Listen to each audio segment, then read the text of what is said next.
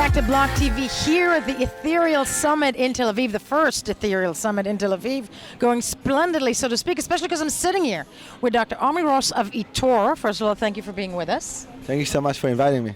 And you're not, I'm not just kidding, you are not just a doctor, you're actually on the route to a full professorship on the way. You come from definitely the understanding and the programming side of the business. With eToro though, a new code, tell me what the news is today that you're about to bring me. Oh, thank you very much. First of all, saying that eToro has been innovating in this space for many years, from the colored coin protocol in 2012.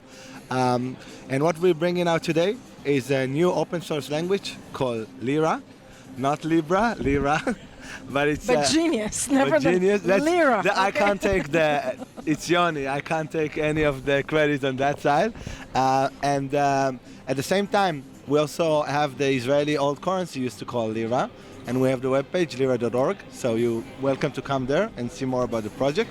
The project is a true open source, which means there is no hidden token somewhere or elsewhere. It's a language that is very secure because it went through formal verification, which is very technical. Probably we shouldn't get too much into detail about that. And it's very easy to program with. We also have a demo. If you go to demo.lira.org, you can actually claim some tokens and stuff and actually be able to trade with the system on your own and try it out. Announcing it today, going live when? We did it already. You did? When? Yeah, first of all, we're on CoinDesk. Yes. And at 11 and 10 minutes, presenting it on the main stage. And we had a workshop also, more technical. We showed some code. I was very proud. No, clearly very, very proud. What's the idea behind it, the hope behind it for you? Because clearly, open source, everybody here is trying to do the same thing. What makes you unique? What's the hope for it? So it's a couple of things. First, the market we are touching on, of the derivative markets and the OTC derivative markets, is unbelievably large. I'm not saying we're going to capture all this market, obviously, but it's a $500 trillion market, 7-8 times the world GDP. I mean, it's insane, right? We're talking about the crypto market. I don't know what it is today, 240 billion. It's insane. Approximately, yeah. Right. At the other side of the things is that, and I think Yoni also said it before, and many others. I think it's a Yoni, I'm just giving Yoni as CEO of eToro. Yeah. Is that this is we believe in this space. I believe that the future infrastructure for fintech will be blockchain based. You know, I'm not saying in 1 year. There are so many challenges in this technology, but I think it's going to revolutionize that. And in order to do that, we need to work together. I don't see people as direct competitors or the other ways, and this is why we open source it, because it's an indication for us. Take it, it's as much yours or anyone else as it is mine. We just developed it. Then let me ask you this, because mass adoption is a big word yet to happen within this sphere. So many people coming with great, rewriting of codes, whatnot. Why are we not at mass adoption yet? Oh, it's a good question. My answers will be corny, but probably correct. First is scalability. This is what everybody talks about all the time. Not solved yet. Not solved yet. Yeah.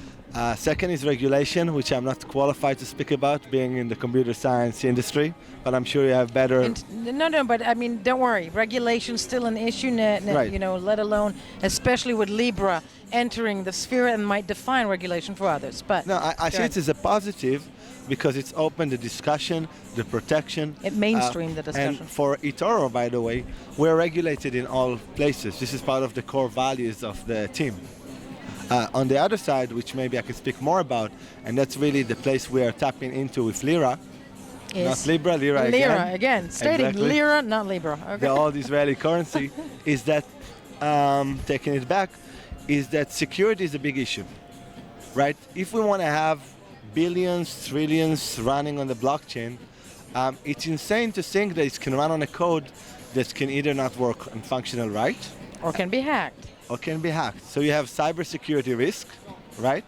And then you also have risk of the code not doing what it's supposed to do, or they're all highly related. And we know from a more theoretical, fundamental point of view that most of languages, especially, sorry for being more technical, general purpose languages, right, which are not Turing complete, they have bugs by definition. There will always be bugs in those languages. Yep. Then we took a different approach. Which is? We created a domain-specific language. The domain is financial services. As I said before, $500 trillion market is enough to build Huge. a language for, right? I mean, several steps. Yeah. And we'll focus on small part of that. This is the derivatives part. And then when we create a more specific language, we can really put much more effect on the security of the language. You can write derivative in 6 lines of code. I mean, this is crazy, right? If you think about writing Solidity code for it, it will be hundreds of lines of code. So for that reason, we wrote the language. We've done formal verification at the university some years ago because we work in this space. Right, obviously. And we also wrote a paper on that afterwards last year. Was actually nominated for Best Paper Information System. It didn't win, unfortunately for me. But it was nominated. But it was nominated. Okay. And we just want to contribute to this space. I'm speaking from my own point of view. And see how it can grow. I just don't think that I don't think it's realistic to expect it to take into action to run billions of dollars in derivatives in 3 months or 1 year, right? This is also one of the reasons why we open source it. It's not like we can see how tomorrow all the market change directly. You're talking about long term. But we contribute to the body of knowledge, right? We hope in a modest way that we can be putting a little bit, on what everybody else doing and thought leadership in this space. Entirely, but what are you guys getting out of it? Everybody gets something out of it. Maybe I'm the wrong person you're interviewing, by the way. No. You should ask Yoni that questions. But I think it's, first of all, eToro and eToro X specifically, right? We have exchange. Yep. Our group is... which is done phenomenally from the day of inception. Thank you. One of the success stories of the Thank sphere. you. Definitely. And our team is building the sort of blockchain part from stable coins and other stuff for that. So we are part of the eToro X team, the blockchain side. And taking it back to what you mentioned, these traded contracts could be also part of the offering of the exchange going forward. But I think you are the person to ask. There seems to be a race going on. Libra, needless to say, not to be confused with Lira. Libra, with this race to launch, people, keep calling it a cryptocurrency. We can argue that it's not. But come the end of October, the Gram will be launched, open on the TON Open network. Doesn't give a damn about regulation, so it seems going to go ahead. What do you think it's going to do to the market?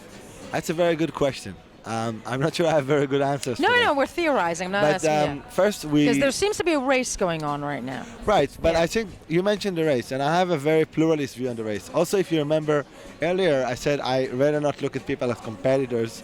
Rather as a community. Because think about it in the other way around, right? We are early stage. We talked about $240, $60 billion market. Right. If that market grows to be $5 trillion, everybody that is part of it will get food on the table, will get things to do, will be innovating. If this market shrinks or stay the same size, then no one gets it. And I think that's much more relevant to think I want to get 0.2% higher market share, increase the market. There is a cake to increase. And I think the same applies for projects like TON. There are a variety of use cases, yet to be confirmed in scale, right? But there are a variety of players that's going to win, if you would like, in that market, right? Because, I can see a lot of great use cases for stuff like Libra from my limited knowledge of that. Such as? No, this is interesting. You can take the most basic one, right? If we have 2.7 billion people, users, right? Some of them are unbanked or otherwise. And today, companies like Western Union charge you a lot for transferring cross markets, which are actually pretty simple.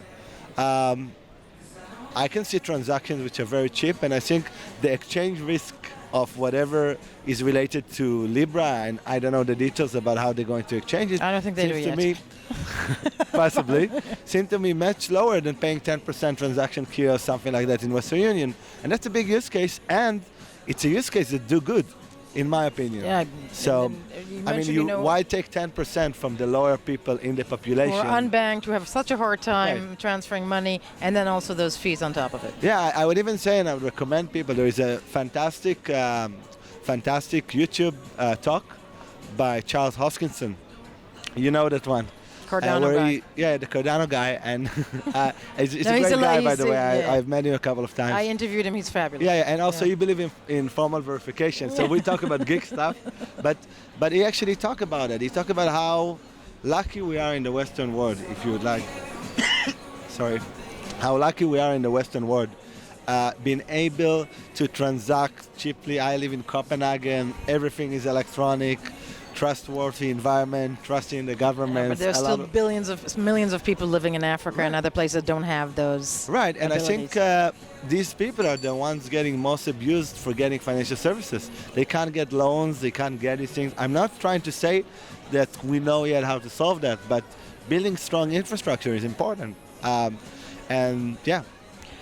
Omi Rice, definitely one of the technical brains behind eToro, the success story that is eToro. I want to thank you so much for joining us today on BLOCKTV here at the Ethereal Summit. As we said, eToro with an announcement here as well. This was great. Thank you. We'll be right back. Thank you.